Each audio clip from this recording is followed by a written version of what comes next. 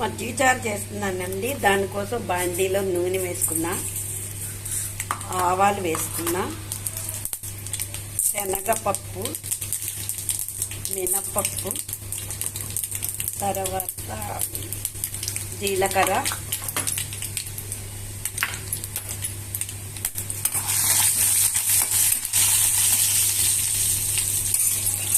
ఆ తర్వాత కరివేపాకు, తర్వాత మునగాకు ఎండిమిర్చండి. మునగాకు అయితే కంపల్సరీ వేస్తాను నేను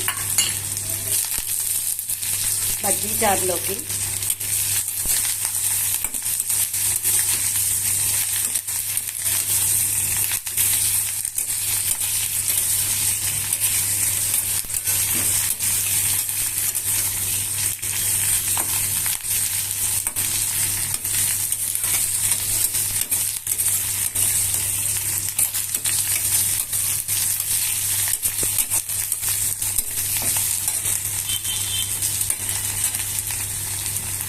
ఆల్రెడీ మజ్జిగ చారు కోసం మజ్జిగ, పెరుగు పెట్టుకుని దాంట్లోకి ఉప్పు, పసుపు వేసి కలిపి పెట్టుకున్నానండి.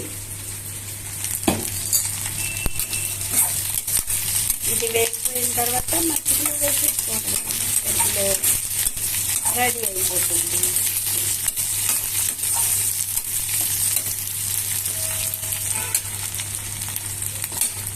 తర్వాత ఇంగువ వేసుకున్నానండి కొంచెము. పోపు వేగిపోయిందండి. పోపు వేసేసానండి పెరుగులో. చూడండి, మజ్జిగ చారు రెడీ అయిపోయింది. బాగుందా?